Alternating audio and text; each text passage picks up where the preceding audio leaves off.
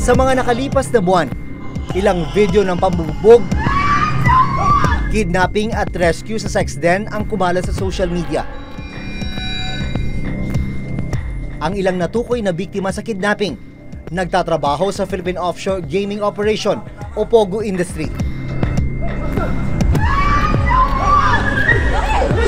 December 9, 2019, isang babaeng Chinese national ang nakuna ng video habang sa pilitang hinihila papasok ng isang van sa Makati City. Latest update doon sa kinuhang babae at sinakay sa van na pinuwersa, no?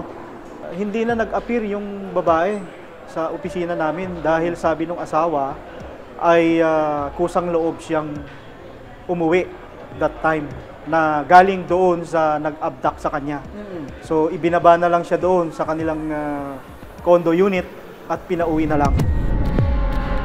Habang lumalago ang POGO industry sa bansa, dapat nga bang pangambahan ang pagdami rin ng mga tinatawag na POGO-related crime?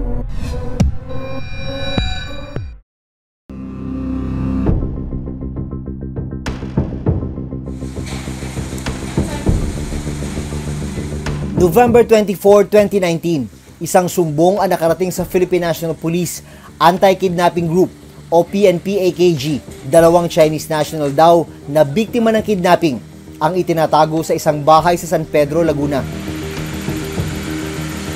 Nang mapasok at akyatin ng mga operatiba ang ikalawang palapag ng bahay, bandang alas 10 ng umaga. Naabutan nila ang isang lalaking hubutubad at nakaposa sa isang double-deck na kama. Nakitaan din siya ng mga pasa sa katawan. Who did this to you? Oh, who did? Sa parehong kwarto, kasama niya ang isa pang nakaposas na Chinese national. Ito, nakaposas pa po sila, oh. Yes, sir. Nakaposas sa kama? Yung isa, talagang sobrang malupit ang ginawa sa kanya dahil bukod sa hubot-tubad pa siya, nakatali talaga sa bang. So, hindi siya makaupo, hindi rin siya makahiga dahil nakabitin yung kamay niya. And hubot-tubad pa talaga siya. May mga pasa siya sa hita? Yes, sir. May mga pasa sa hita, sa likod. So, talagang tinorture siya dahil para magbayad yung kanyang pamilya. So, minsan, live talagang video pinapadala na habang tinotorture sila. Alive, hindi recorded, ah? Yung talagang as it happens. Yes, sir. Yes, sir. Where's the two? 6 na sospek ang inaresto ng mga pulis, kabilang ang 4 na Chinese, isang Pilipino, at isang Mexican national. Sa salaysay ng dalawang biktima, November 13, 2019, nang dumating sila sa Pilipinas para magtrabaho bilang computer technicians sa isang POGO company. Where your cellphone? Digit? Gusto na raw nila sanang umalis dahil sa reklamong long hours of work. Based on kanilang statement ng mga biktima natin, sir, ay nagtatrabaho sila bilang POGO employees. Long working hours sila. Yes, sir. So, minsan lumalang 12 hours pa daw ang kanilang trabaho. So, after a week, nag-decide sila na mag-quit na. So, that's the time, hinold naman sila. Dinala sila dyan sa safe house na yan. Dahil, yun nga, as usual, sisingilin sila. So, sinisingil sila ng 520,000 RMB. Each? Yes. Ayon sa PNP-AKG, wala na ngayon sa bansa ang mga biktima. Isa sa mga problema namin, right after na makapag-file ang victim, ay hindi na natin nakukontak. So, kaya most of the time, yung mga kaso nating sinampa, nadi-dismiss dahil wala na yung mga complainant. Bumabalik na sila sa China.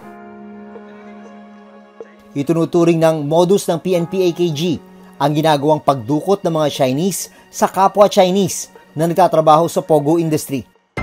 Sa simula, nagre-recruit ang ilang POGO operator ng Chinese nationals mula China. Saka, pangangakuan ng trabaho at malaking sahod pagdating sa Pilipinas. Ang sinasabi ng mga POGO operators, sila ang gumastos sa papunta dito, travel documents, airfare, yung kanilang mga board and lodging.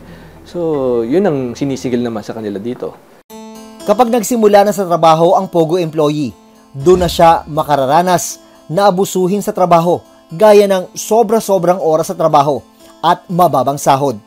Dahilan para mag-resign siya sa kumpanya. During swelduhan mababa dun sa napag-usapan nilang sweldo yung ibibigay. So, that's the time na mag-decide sila na mag-quit na ako.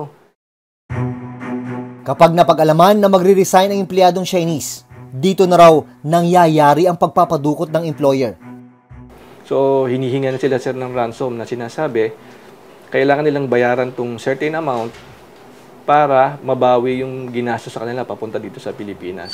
Umabot ba tayo sa puntong na-unmask natin kung sino ang mga nagpadukot talaga? Sir, medyo nahihirapan tayo doon dahil pag during investigation and interview dun sa mga suspects natin, pag tinanong mo sila, sinong leader, sinong boss mo, wala naman silang sinasabi. Basta may instruction lang sa kanila, kunin tong tao na to and dalhin sa lugar na to. So hanggang doon lang sir yung information na nakukuha namin.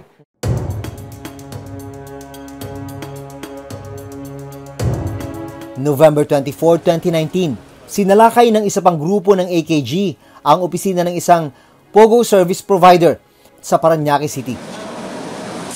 Isang sumbong daw ang nakarating sa mga pulis na may isang empleyadong kinidnap at nasa loob ng gusali. Nung una, bigo ang mga pulis na makita ang pakay nila. Pero nang akyatin ng mga pulis ang ikatlong palapag ng gusali, ipinagtanong nila sa isang Pilipinang empleyado kung kakilala nito ang biktima. Alam ko nandito siya. Saan? Dito. Hinahanap namin. Nasaan Saan siya? Dito sa room na to. Dito po. Saan nga? Andyan? Diyan po, nakaupo. Dito. Nang pasukin ng otoridad ang itinurong kwarto, 4 na Chinese national ang naabutan nila sa loob. Ang lalaking nakaputing hoodie at nakaposas, ang biktima. Video! Everyone! 1, 2, 3. Unin!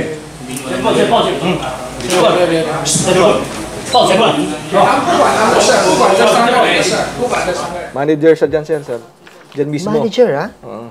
So, manager siya. So naggaling siya ng China. Kababalik niya lang galing vacation. But, pagbalik niya dito, parang meron siyang nakapag-signify siya na mag-resign. So, that's the time, sir, nakita natin. Doon pa lang sa pogo niya, ay hinold na siya. Pinakitaan siya ng billing statement.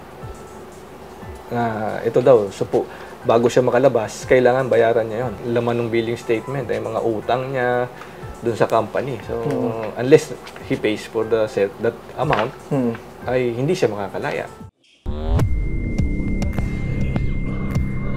Pananaw ng isang eksperto sa pagpasok ng Pogo industry, tila nagiging lugar o pugad din ng Pilipinas ng ilang krimen.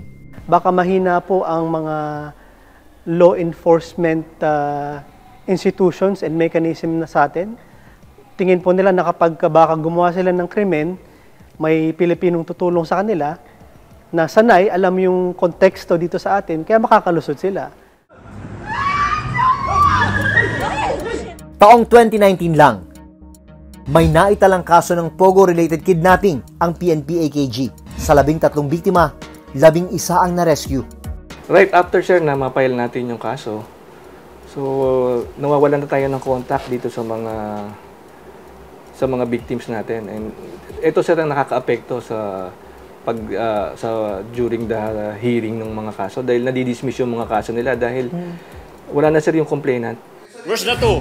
31 suspect naman ang naaresto at nasampahan ng kaso. Right after na ma-file yung kaso and mag-issue ng commitment order yung mga court, ite-turn over namin sila dun sa mga jurisdictional court na kung saan po na nagbigay ng mga commitment order. Dahil iligal ang gambling sa China, nagpupunta ang mga Chinese gaming company sa mga bansang legal at pwede itong gawin gaya ng Pilipinas. Firstly, yung mga Pogo na ito, yung mga mostly Chinese operators, they buy or rent they buy condominiums.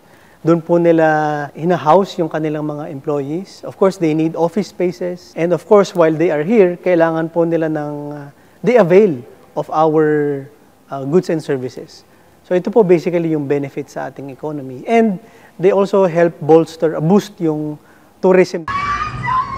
So ngayon makikita natin mga Chinese committing crimes against their fellow Chinese. Bukod pa raw ang Pogo-related kidnapping sa tinatawag ng PNP na casino-related kidnapping. Pag yung victim natin ay player ng casino na nangutang, pinahiram, hindi nakabayad, so that's the time na kikidnapin na siya ng mga operators ng mga doon sa casino na yon na nagpahiram sa kanya ng pera. Then Totorture rin siya doon, ipapadala yung video sa China. So, kung saan mang relatives nila, then hihingi na sila ng ransom. Sa datos na inilabas ng PNP-AKG, mula 2017 hanggang 2019, 71 kaso ng casino-related kidnapping ang naitala. Ayon sa mga otoridad, bukod sa kidnapping, ilang kaso rin ng sex trafficking ang naitala nila, kasabay ng pagdami ng bilang ng Pogo Company. Katunayan, ilang prostitution den na ang sinalakay ng mga pulis, na karamihan ay mga Chinese ang mga biktima. And at what cost itong ganansya di umano, pag-unlad di umano ng ating ekonomiya. Isa sa mga malaking problema na may kinalaman umano sa paglago ng Pogo industry sa bansa ay ang paglaganap naman ng prostitusyon. Ngayong araw, January 28, sinimulan ng Senado ang investigasyon sa mga umano'y Chinese prostitution dens dito sa Pilipinas. Ayon mismo sa National Bureau of Investigation o NBI, kadalasan ng mga kliyente ng mga prostitution den na sinalakay nila, mga Pogo workers. May reaction na po ba ang Chinese Embassy dito sa problema ng prostitution dens ng mga Chino dito sa atin? A group of Chinese officers who went to the NBI had an audience with the top officers of the NBI, and they want a collaborative efforts with the NBI in terms of combating transnational crimes.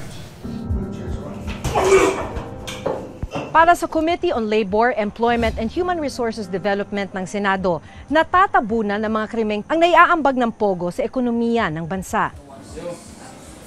It is very clear to me right now that cost-benefit wise, it far outweighs the benefits nitong Pogos na nangyayari ngayon sa ating bayan.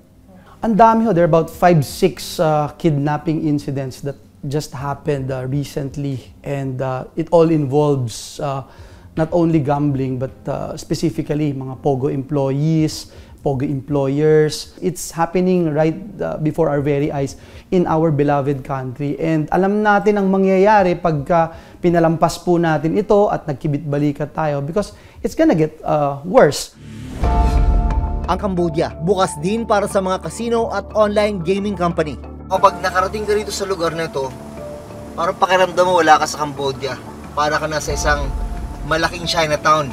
Dahil halos lahat ng mga gusali rito, mga establishmento, ang mga signages, Chinese characters na nakalagay.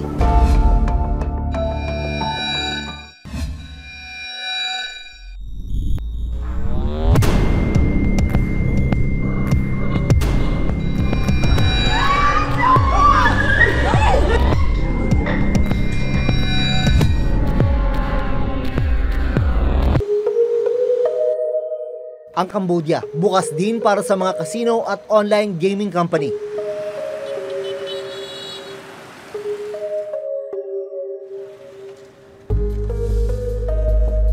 Madaling araw nang marating namin ang probinsya ng Sihanoukville sa Cambodia.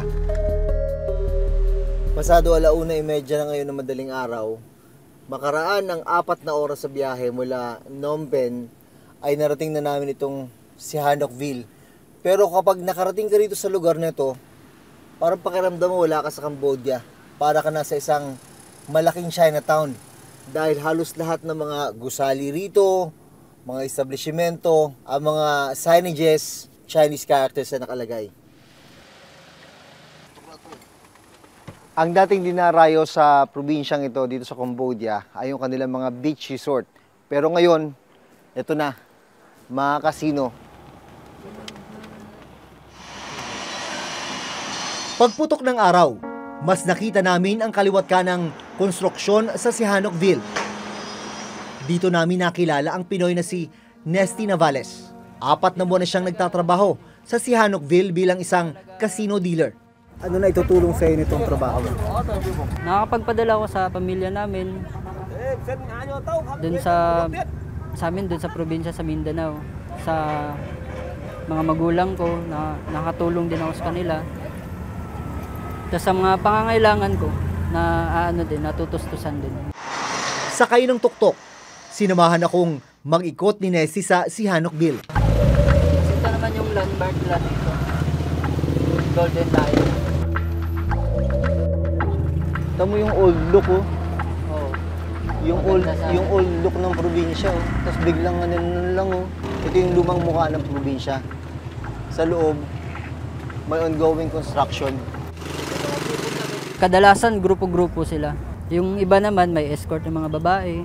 Pero ano din, kapwa din nila Chinese. Sila yung bali bumubuhay sa na negosyo ng casino. Kasi kung wala sila, wala din casino, wala din magsusugal. Maraming nilikha na oportunidad para sa mga Cambodian yung booming construction dito. Merong mga nagtatrabaho sa construction, meron din mga nagtitinda rito sa labas. Kahit papano, kumikita sila. Pero pag natapos ng lahat ng ito, kapag natapos na ang konstruksyon, wala makakapagsabi kung anong mangyayari sa mga lokal na residente. Ang ilang lokal sa Sihanoukville na aming nakausap, hindi pabor sa pagdami ng kasino sa kanilang lugar.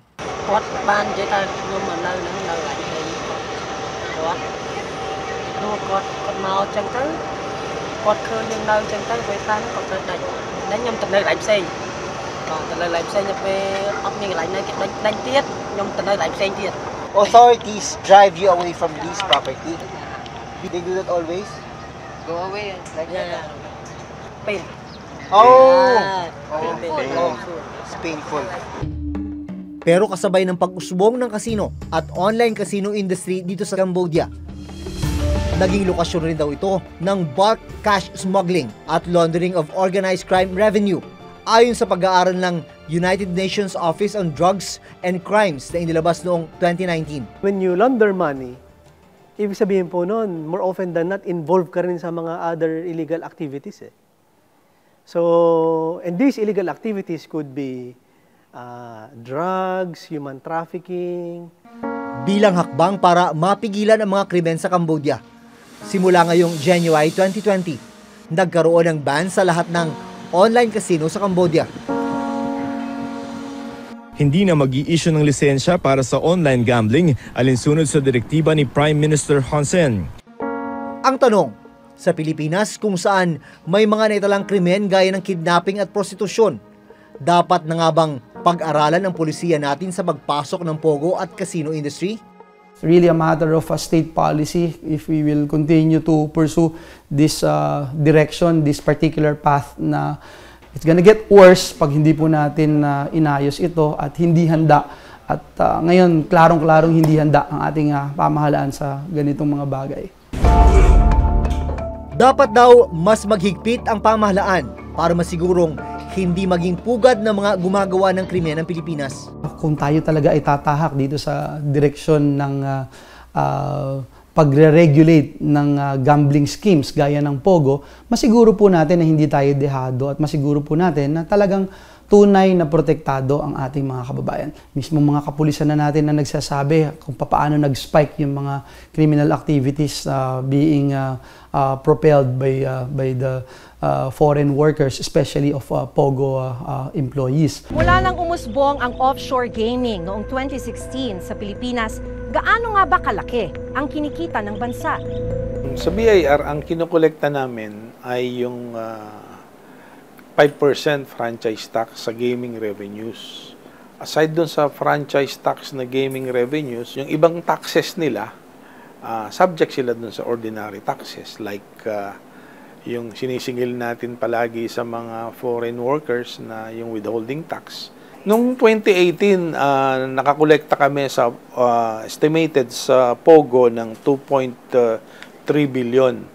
Out of total collection namin noon na 1,900 billion. So yun, roughly mga 0.12%. Ngayong 2019, yung 6.4 billion na nakolekta namin sa Pogo, so pag tinranslate mo naman yung percentages noon na nakolekta namin sa Pogo, mga 0.29. So, malit pa rin. Wala pa siya sa 1%. Samantala, sa datos na ibinigay ng Philippine Amusement and Gaming Corporation o PAGCOR sa Reporter's Notebook, mula sa 3.9 billion pesos na nakolekta ng PAGCOR sa Pogo industry noong 2017, umakyat ito sa 7.3 billion pesos noong 2018. 6 na bilyong piso naman ang kinita mula January hanggang November 2019. Sinubukan naming kunan ng pahayag ang PAGCOR para sana malaman kung ano ang magiging aksyon nila sa mga pogo company na lumalabag sa batas at ano ang magiging polisiya ng PAGCOR pagdating sa pagbibigay ng lisensya sa casino at online gambling company. Pero hindi pa rin sila nagpapaunlak ng panayam hanggang ngayon.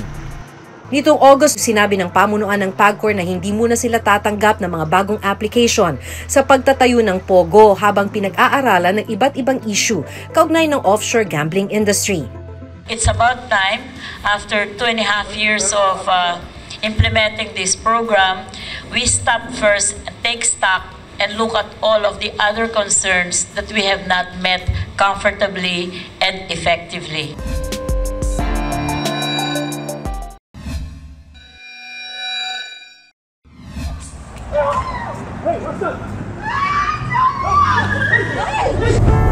Sa kabi-kabilang kaso ng kidnapping, sex trafficking at iba pang krimen na naiulat ng mga otoridad, panahon na nga ba para pag-aralan kung mas matimbang ang nakukuhang benepisyo ng bansa sa pogo industry kumpara sa mga nangyayaring kriminalidad? Paano masisigurong hindi magiging pugad ang Pilipinas ng iba't ibang crime syndicate? Hanggang sa susunod na Huwebes, ako si Maki Pulido. Ako si Jun Veneracion at ito nakatala sa aming Reporter's Notebook.